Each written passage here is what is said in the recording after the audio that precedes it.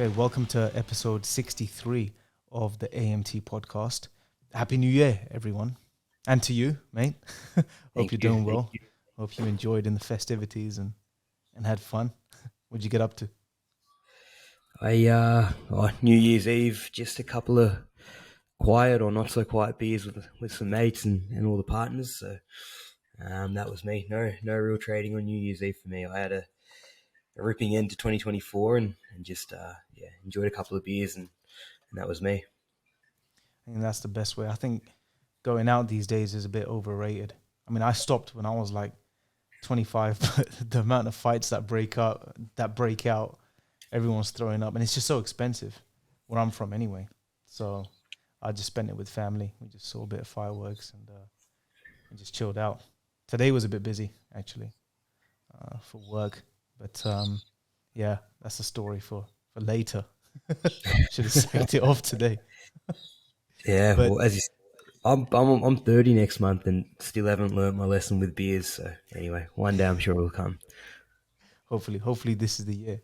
But before we talk about this year, I do want to talk about how 2024 went. I think the goal initially this episode we were going to talk about goals for 2025, but that's so mundane. I mean, we can talk about what we want to achieve, but more importantly, the systems in place that are going to take us there. So whether that's habits or just a tangible game plan. But before we dive into that, tell me how did 2024 pan out for you on the trading front? Yeah, 2024 was an interesting year. I probably didn't really set any targets at the beginning of the year saying, I want to go full time or part time or anything like that. And I suppose it followed the same thing, which is this has always been a hobby for me. And I treated it as such for the first probably 6 to 9 months of the year. If I'm being honest, it was very much a hobby. Didn't dedicate as much time to it as I probably should have. I still bet on all the cricket. Um, Made a good amount of pocket money, I suppose, but it's really that last quarter where I decided, no, I actually want to decide is this going to be a hobby or a profession, and dialed into it. So for the first 9 months of the year, I did make money, and that was always good. But it's really that last quarter, that October, November, December, where I started to see pretty good results. What do you think the difference was when it came to that last quarter? What did you do differently? I think there was a big mindset shift. Um, in times gone by, I just wasn't taking it seriously. Like it was always about trying to make pocket money, being like, I'm going to make X amount or whatever it was.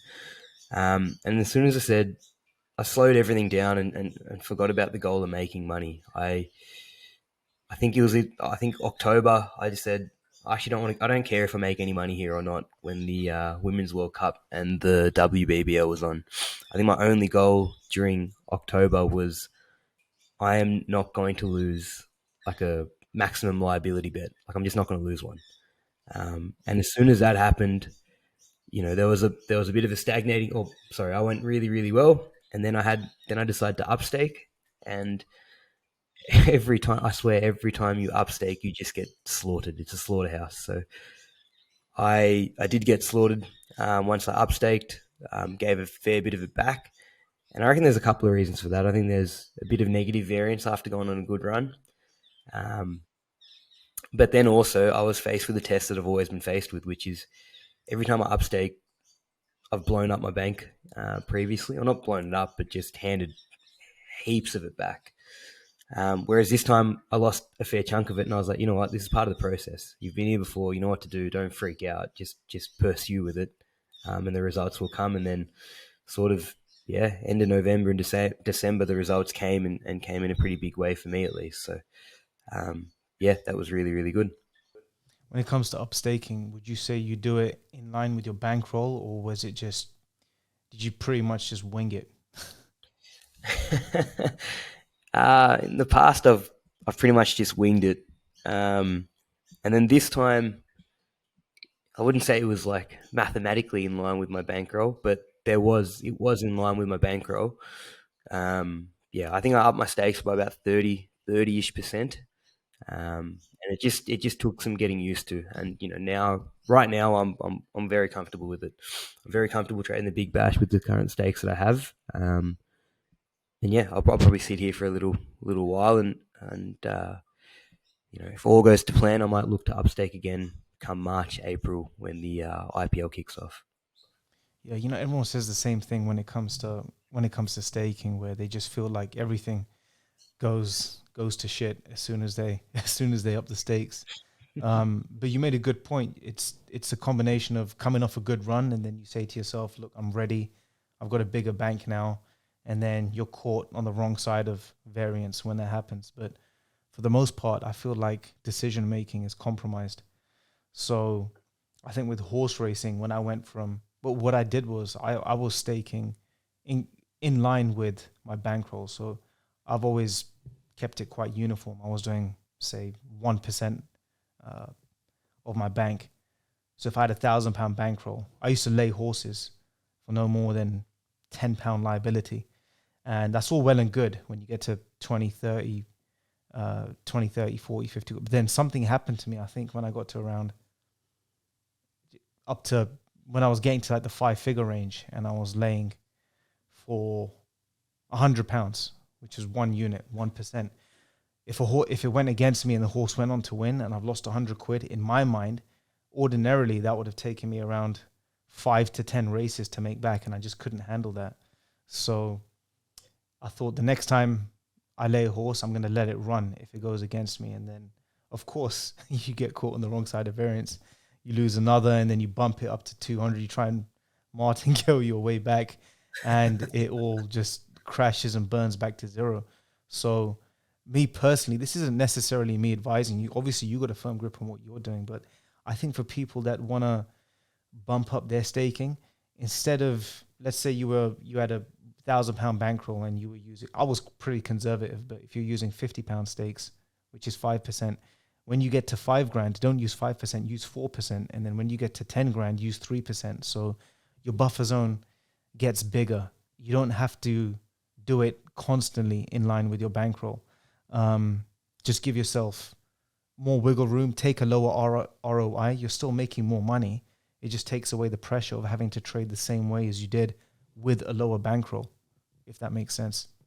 No, that makes complete sense, and I think yeah, it's just getting familiar and getting used to those stakes. Or like, for example, it was very easy for me to lock in a cricket loss of $100, even $150, Mm. even probably to be honest, $200. But then when that number became, or with the up stakes, when that number became close to $300 or $280, I just couldn't pull the trigger because I was so used to locking in losses at 100 or 150 or that area. So then when that number went up and I'd be in the exact same predicament or same situation I've been in 1,000 times before, I just couldn't pull the trigger because I was like, oh, oof, I don't want to lose, you know, almost $300. I'm not used to losing that sort of much that much money. But again, once I adjusted to that, it's not an issue at all for me now. And I don't know. The one thing I made a note of was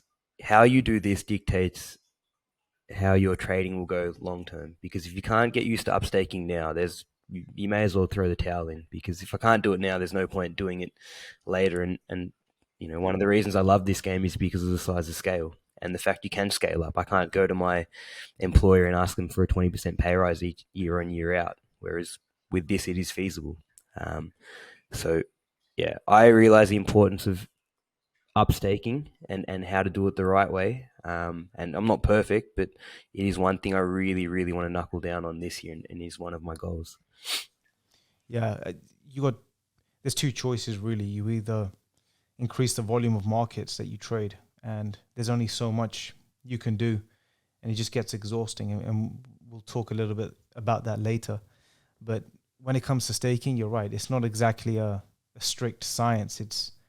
It's more of an art. It just comes down to your risk tolerance, um, and what you're comfortable with. And when you hit that sweet spot between making it feasible, making it worthwhile, and at the same time comfortable, you're going to trade at your absolute best. So where I messed up in the past was like I said, with racing, for example, I just couldn't go up in a uniform manner. I had to slow down um, the increments that I was increasing it by.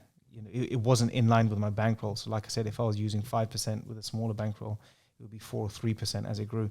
But with Test cricket, that's the one market where I go really aggressive on, and the the slow movements and just the duration of time it takes for a game to play out is extremely slow, and it just really suits my risk profile. So I stake probably around 8 to times bigger than I would on 2020. The staking I use on Test cricket is, on 2020 is a fraction of what I do on Test cricket. So a £50 loss for me on 2020 is like a £500 loss on Test cricket. Um, if I lost £500 on 2020, it would mess me up a lot because I'd have to have a run of 3 or 4 games, or if you measure it in hours, then that's around eight. That's around, put 8 to 12 hours of work just to make that back. So, like I said, it's a combination of finding that comfort zone, that sweet spot between finding what you're comfortable with and making it worthwhile. So going forward into 2025, are you looking to scale up even more aggressively, or are you kind of comfortable with where you're at now? And that probably ties into what your goal is for 2025. Yeah, so for actually, we may as well get into the goal segment of it, and I suppose in 2025, I actually want to have a crack at well, seeing how this goes. So, I'm thinking about going somewhere where the cost of living's a bit less than in New Zealand, and going to somewhere like Thailand where I can still access Betfair and having a crack at drop all my living expenses down and seeing is it possible, is this feasible, is this something I can do long term. So that's I suppose the big plan. And I don't know, I tend to struggle with goals that last a whole year. I try and walk in either quarters or 6 months because I just cannot hold focus for that long. And to answer your actual question about the staking, yeah, I think I will try to up it. I will try to up it.